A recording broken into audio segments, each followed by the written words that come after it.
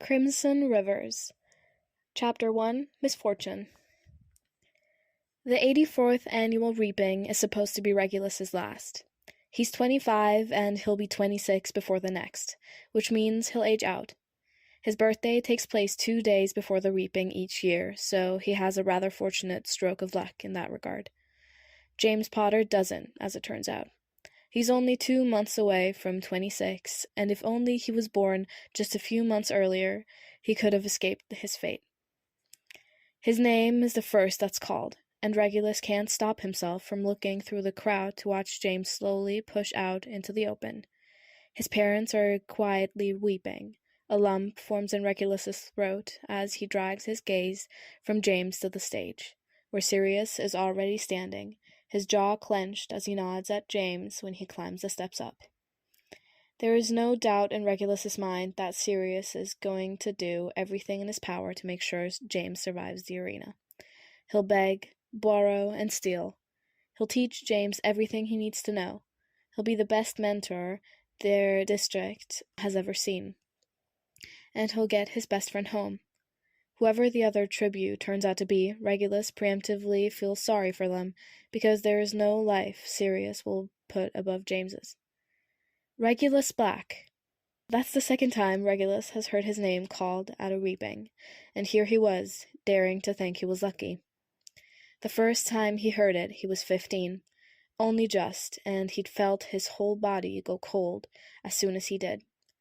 He hadn't even moved at first, too terrified to, unable to fathom how it had happened to him. It had to happen to someone, but no one ever thinks it's going to be them until it is. Regulus had gotten 2 steps out of the line when Sirius burst out and volunteered in his stead. Only 16 and ready to throw himself on the prior so Regulus wouldn't have to. Sirius had gone to the arena, and Regulus didn't think he was going to come home. He watched day after day as his brother fought for his life. He watched day after day as Sirius ran, starved, and murdered just to make it back. He watched on that last day as Sirius broke down when he was announced the victor, laughing like a madman on the screen. He was never the same after that. 10 years later, and it's happening again. There is no one to volunteer in his stead this time, because Sirius is a victor, and he can't. No one else would, and maybe, if he could, all these years later, neither would Sirius. Regulus, just like last time, finds himself frozen, a horrible dread crawling through his veins, like ice. The only thought he has is, why? Why me? Why this? Whispers break out through the entire courtyard, and Regulus knows the reason behind it. What they're all saying. It's no secret that James is Sirius's best friend, and no one could ever forget that Regulus is his little brother. Oh, they're going to love this in the Hallow. Next to him, Barty nudges his shoulder, looking at him with his lips pressed into a thin line, and so Regulus moves. He forces himself to, putting one foot in front of the other, feeling untethered from his body as he makes his way to the stage. He climbs the steps, his gaze lifts to meet Sirius's, and Sirius looks back for all of 5 seconds before his eyes sink shut. Like, if he's not looking, then it's not real. Regulus wishes it was that simple. It isn't. He looks away from his brother, and he finds his gaze crawling to James next. For a long moment, they just stare at each other, and then they both look away all at once. James is pretty sure he's about to throw up. The only reason he doesn't, he thinks, is because his parents are here. Despite all of this, Effie's hands cradling his face grounds him. "Oh, love," Effie whispers, her mouth twisting. "Mom," James croaks, his eyes stinging. He drinks the sight of her in, as well as his dad, darting his gaze between them both. He's never going to see them again after this. Effie swallows harshly. "Don't look like that, James. You can win. Do you understand? You can." She would know, as the winner of the 44th Hunger Games 40 years ago, at the age of a mere 13 years old. She would know. It was her first reaping, one slip in the bowl, and no one thought she would survive, but she did. She doesn't talk about it, She never talks about it, and Sirius knows more about it than James does. Effie was his mentor, after all, and she helped him get home. And then, when he was 18, her duties as a mentor could be over if Sirius stepped up to take her place, which he did.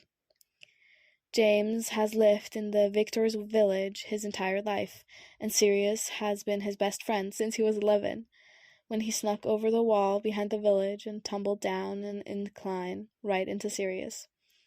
They had seen each other before, of course, from afar, but they lived different lives at the time. James had personal tutors, a perk of being in the Victor's village, and Sirius went to school. When they properly met, the first thing they did as children was fight, because they both snuck out and thought the other would get them in trouble. And less than 20 minutes later, they promised to be best friends forever, and it's a promise neither of them have ever broken. When Sirius volunteered for Regulus at only 16 years old, James had felt like something in him shriveled and broke off, never to be found again. He remembers that, remembers fighting so hard to see Sirius before he left, and he only got a few seconds to hug him before he was being dragged away, right out of James's arms. The last thing Sirius had said to him was a plea. "Take care of Regulus, James, please," he begged.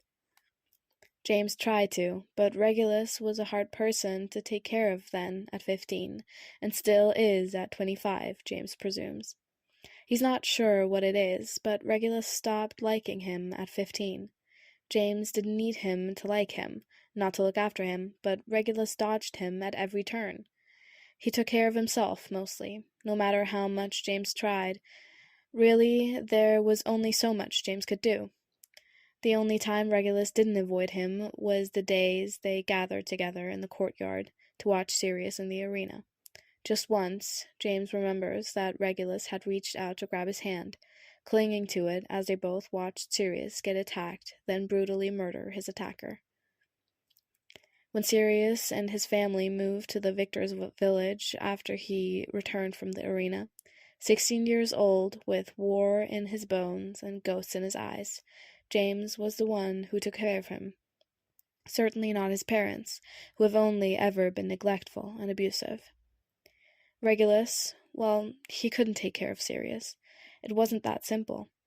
Sirius wasn't the same as he was before he went to the arena, and it was James who was talking him through the hallucinations. It was James who got him to laugh for the first time after he made it home. It was James who made sure he ate, who pulled him back from the brink of addiction, who held him when he was falling apart. James is his best friend, and he made a promise, and that's only part of the reason he looks at his mother and smiles sadly before whispering, "I'm not coming home, Mom." "James," Monty says gruffly, his eyes shining. James's dad is a quiet man, despite his stature.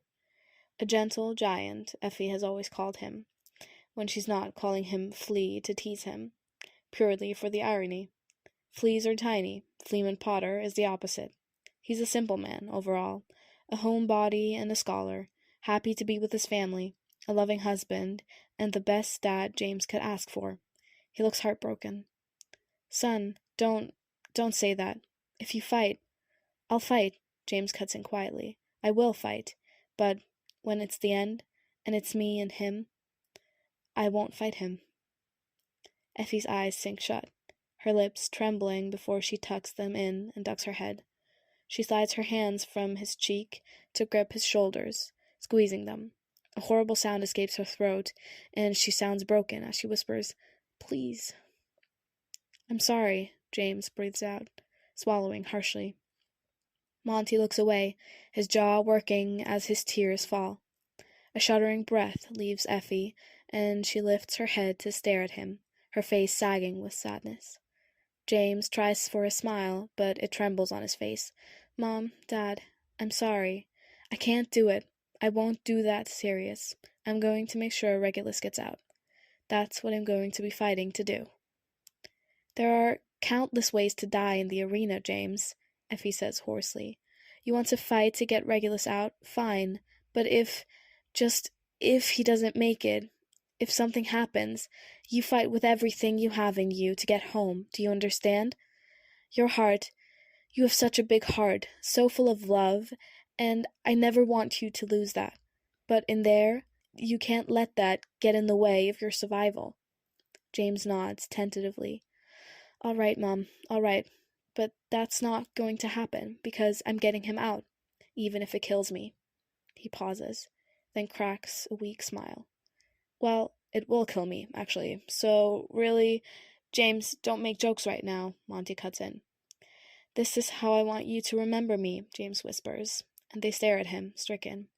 "This, right here, because what happens in there before I'm gone, that's not what I want you to remember. Would it be too much to ask not to watch?" "Yes," Effie says firmly, "you're our son, James. There is nothing you could do in that arena that would change how we see you, or how much we love you. We love you so much." "I love you too, Mom. I love both of you," James rasps, feeling like he hasn't explained enough, like his words are inadequate to properly express how grateful he is to have them. Effie draws him into a tight hug, and Monty moves over to wrap his arms around them both, and James closes his eyes and lets his parents hold him. Most people don't know when they'll get to hug their parents for the last time. James does. Sirius paces back and forth, listening to the quiet murmurs of his parents through the door. He can't hear Regulus respond, which means he isn't. Sirius can guess what their parents are saying without having to hear it. Just clipped orders to come home, or not die a death that shames the family. No different than they told Sirius 10 years ago. Sirius came home after doing shameful things to get back, things that still live under his fingernails and behind his eyelids to this day. He didn't die a death to shame the family, but since coming back, he's lived a life that sure has. Well, that's how his parents see it, in any case. Sometimes it's hard coming from an extended family of victors. Only more so when you're a victor yourself. Sirius finds it ridiculous, really, because it's not as if Wilburga or Orion have ever been to the arena. Just Alfred, Cygnus, Bellatrix, and Narcissa, all who were victors. Alfred hadn't handled the aftermath of the arena well, and made many public scenes before essentially killing himself on booze and bad health. Cygnus had handled it well and raised 3 daughters who would too, if they ever found themselves in that situation, and when Bellatrix and Narcissa did, they proved it. After her games, Narcissa went off to marry someone in the 1st District, closest to the Hallow. Being a victor, she could, and she could also take her sisters with her when she went. Bellatrix left with her, but Andromeda did not. She stayed behind to settle down with a man named Ted, who the family didn't approve of at all. She's estranged from the family now, but not Sirius, who is always sneaking off to go see her and little Nymphadora, the cutest baby he's ever met. Wilburga and Orion gave up on Sirius years ago now, and they haven't spoken to him or acknowledged him for a long time, despite happily using the benefits they get because he's a victor. They still control Regulus, though, so they forbid him from seeing Andromeda, and Regulus listens. Of course Regulus listens, because if he doesn't, it never ends well. Sirius can understand that, even if it drives him mental, because he never listened. Expecting the same out of Regulus is pointless. Regulus only does what he's willing to do. It's going to get him killed. Sirius's stomach twists. He remembers when he volunteered for his little brother, the first person to volunteer in decades, at least in their district. He had to, though, because as soon as he heard Regulus's name called, he knew his brother would die. Regulus, at that age, would never survive the arena. Frankly, Sirius wasn't sure he would survive the arena, but he did. Sometimes he wishes he hadn't. Sometimes he hates Regulus for being someone he loves so much that he would go for him. But never, not once, has Sirius regretted it. He will never regret saving his little brother's life. This feels like being spit in the face, like he was just putting off the inevitable. Because here Regulus is, his name still echoing in Sirius's ears, and Sirius can't save him this time. And then there's James. Just thinking about it makes Sirius's stomach lurch. his best friend. Fuck, his best friend is going to the arena too, and Sirius can't take his place either. He's Sirius's whole world, honestly. Without him, Sirius wouldn't be alive right now. Without him, Sirius wouldn't know what to do.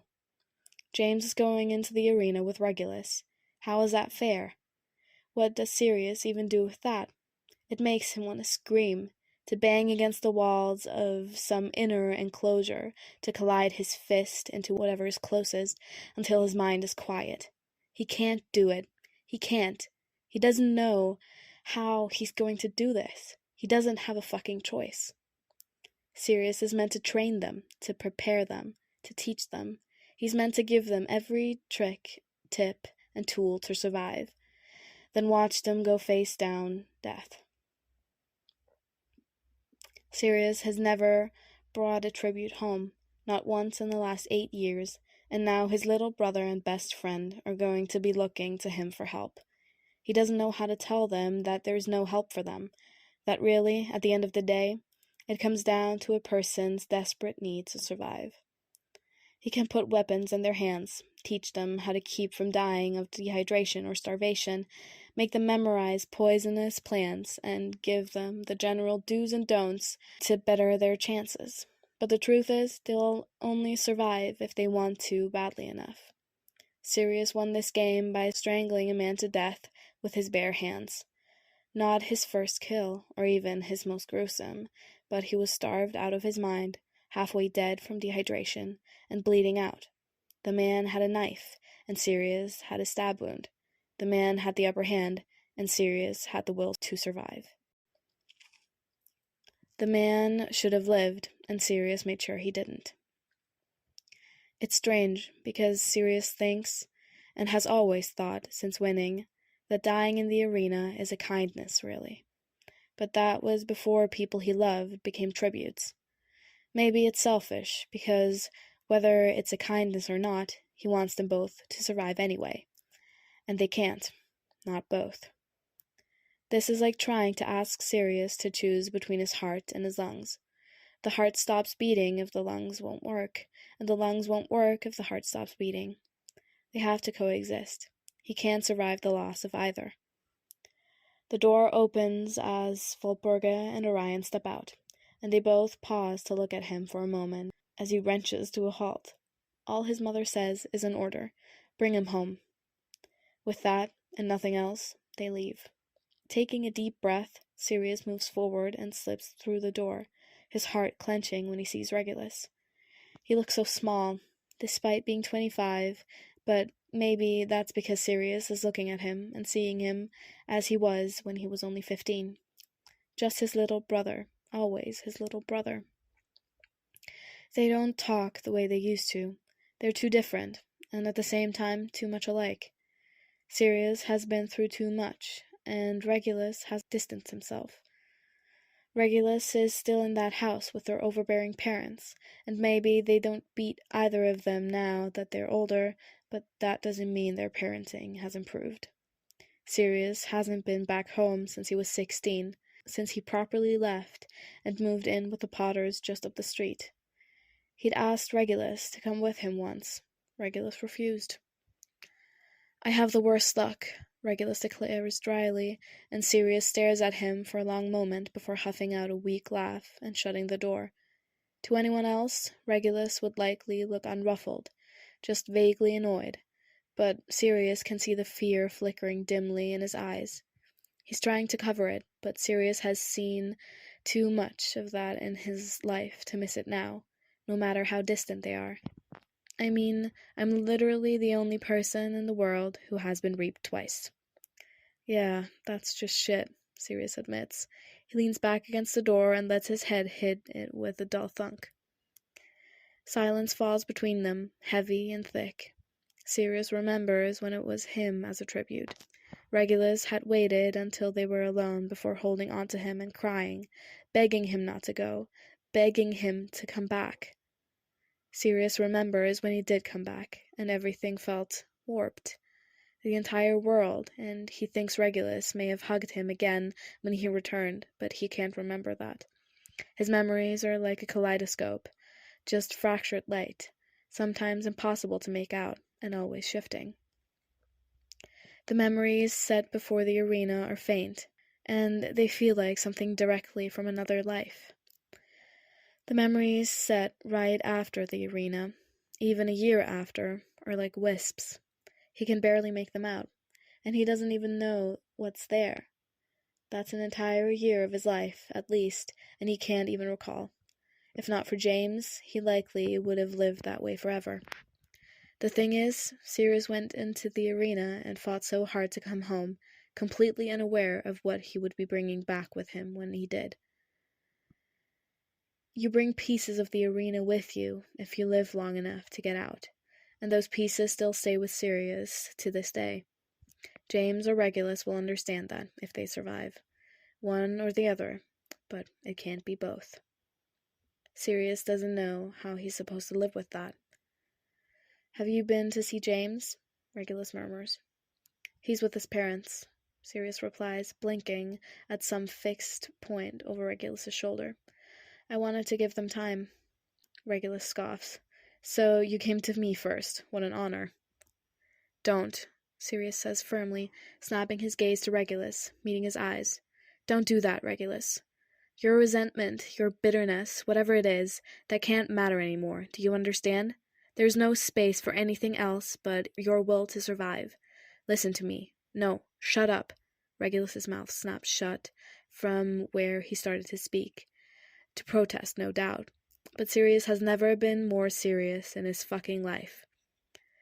You leave all of that here.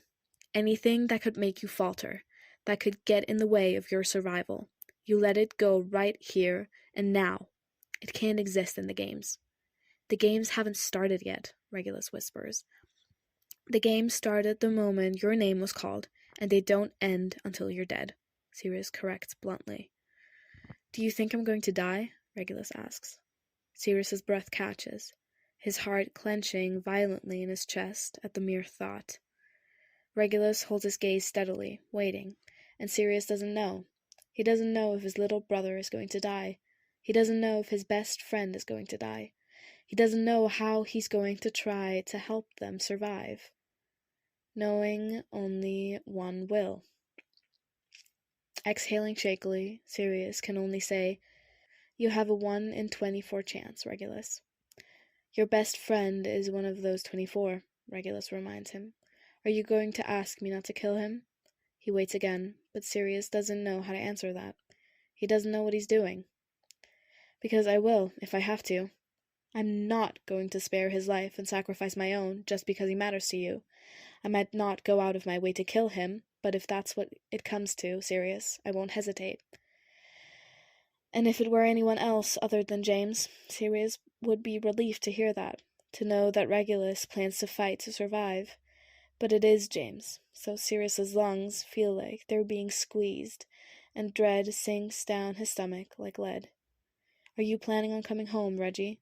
Sirius rasps. Yes, Regulus says firmly. Well, Sirius whispers, working his jaw when he gives a tight nod and reaches for the door. I suppose I should go see him then, since you're so willing to send him to his grave.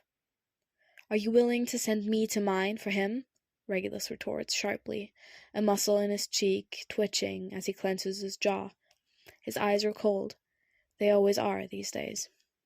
Sirius turns around, opens the door, and walks out. James isn't too far away, and Sirius arrives just as Effie and Monty are being escorted out. They've both been crying profusely. That much is obvious, and Sirius wants to go to them, call out for their attention, and find some way to make this better. He can't, though, so he stays back, letting them sweep away without noticing him. As soon as James looks up to see Sirius, he moves forward to snatch him into a hug. It takes everything in Sirius not to break down crying, but he refuses, because it's not him about to be thrown into the arena, just two of the people he loves most in this world. James holds on to him like he'll never get another chance, and Sirius knows what that means. No, Sirius croaks as he backs away, as if he's been stung. He shakes his head, unwilling to face it. No, James, don't you fucking dare, don't! Stop! James cuts in gently, reaching out to grab his shoulder and meet his gaze. It's not up for debate, Sirius. I'm going to get him home, do you understand? Sirius hears the whimper that falls out of his mouth, and the worst part is that this isn't even all that surprising. Of course James would do this. Of course he would. Because he's selfless and golden, because he's good. Not necessarily out of the kindness of his heart, even if there's plenty in there, but just because he knows what he will and won't be able to live with. His morals, his sense of what's right, he'll die for them. In the arena, there is no sense of what's right or morals. It's survival, and that's it. You have to do what it takes to survive, even when what it takes is the worst thing you can imagine. One split second of hesitation because you want to be good is how you die in the arena. Good doesn't exist there, and if it tries to, it's quickly snuffed out. James isn't cut out for things like that.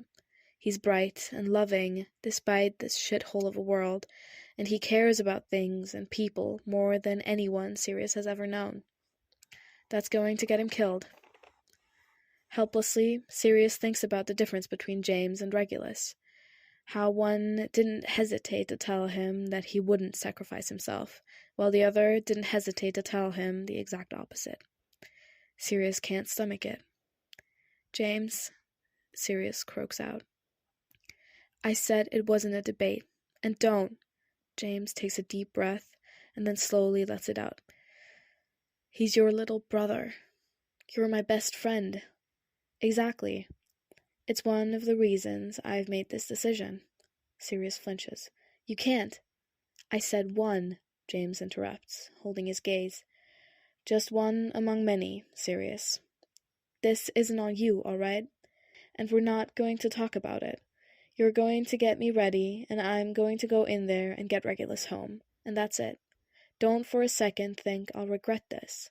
It's my choice, and you're going to respect it, do you understand? That's all I'm asking you to do. Just respect it. I can't, Sirius thinks. Thank you, Sirius thinks. I want both of you to come home, Sirius thinks. I don't know how I'm supposed to do this, Sirius thinks. And in the end, Sirius says nothing. James pulls him back into a hug until, for the second time in a role reversal Sirius could have never prepared himself for, he's being yanked right out of James's arms.